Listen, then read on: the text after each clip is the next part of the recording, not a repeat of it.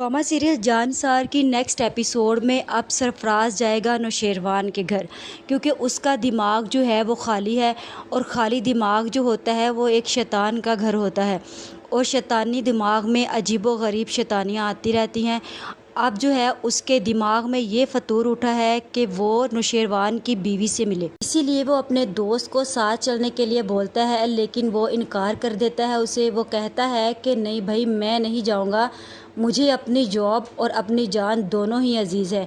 तो सरफराज उसे बोलेगा, तुम्हें डरना है तो तुम डरो, मैं तो ज़रूर जाऊंगा ये सब जानने के लिए और मालूमात हासिल करने के लिए कि आखिर उसकी बीवी है कौन और आई कहाँ से है। अब सरफराज मियाँ उठकर चल पड़ते हैं नौशेरवान के घर। वो जाकर गार्ड को बोलेगा कि मुझे साहब जी से मिलना है। गार्ड जो है वो कॉल करके दुआ को बताएंगे, लेकिन दुआ बोलेगी कि साहब घर पर नहीं है, उन्हें बोलो कि फिर कभी आ जाए। वो बोलेगा कि चलो ऐसा करो कि बेगम साहबा से मिलवा दो। गार्ड जो है वो फिर से दुआ को कॉल करेगा और बोलेगा कि वो आपसे मिलना चाहते हैं। तो दुआ बोलेगी कि मुझे उससे नहीं मिलना, और उन्हें बोलो कि फिर किसी टाइम पे आकर साहब से मिले। वो जहाँ से चला जाएगा और दुआ जो है वो ऊपर से देखेगी कि वो घर के अंदर खड़ा है। दुआ जो है फौरी कॉल बैक करके गार्ड्स को बोलेगी कि आप लोग ऐसे किसी अजनबी को घर के अंदर मत आने दिया करो, घर से बाहर ही खड़े रख के उनसे पूछा करो जो काम होता है। इधर गजनवी के बाबा साईं की तबीयत ख़राब होती है, तो वो दुआ को बोलता है कि मैं हवेली जा रहा हूँ कुछ दिनों के लिए। बाबा साईं की तबीयत जो है बहुत ज़्यादा ख़राब थी, उन्हें फालिज का अटैक हुआ है और वो ज़िद करके हॉस्पिटल से घर आ गए हैं।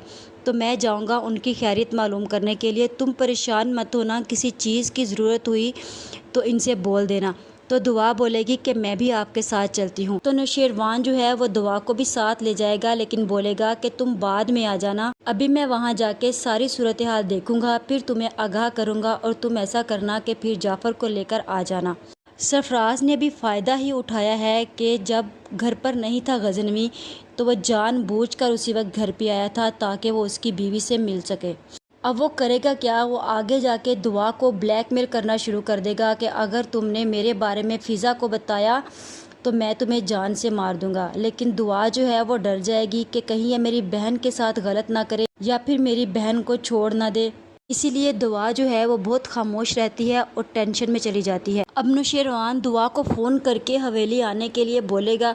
दुआ जो है वो जाफ़र के साथ हवेली जाएगी, तो बाबा साईं वहाँ पे मौजूद होंगे और वो बोलेंगे, बाबा साईं बोलेंगे कि अपनी बहू का इस्तकबाल ऐसे कैसे कर रही हो तुम, अच्छे से इस्तकबाल करो। जिस पर कशमाला जो है वह जलकर कोयला हो जाएगी और दुआ को बहुत गुस्से से देखेगी। दुआ जो है वो बाबा साईं की ये बात सुनकर फौरी बोलेगी कि मैं आपकी बहू नहीं हूँ, आपकी बेटी हूँ।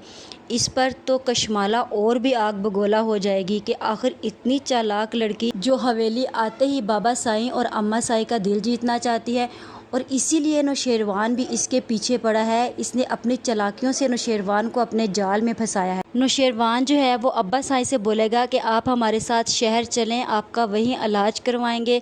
तो अब्बा साईं जो है वो इनकार कर देंगे कि नहीं, अब मेरी उम्र हो गई है, अब मैं यहीं ठीक हूँ, जाना तो है एक दिन। नौशेरवान फिर अपनी अम्मा सैन से बोलेगा कि आप समझाएं ना बाबा साईं को। दुआ जो है वो फौरी बोलेगी कि बाबा साईं आप कैसी बातें कर रहे हैं, आपका साया जो है हमारे सिरों पर हमेशा सलामत रहे।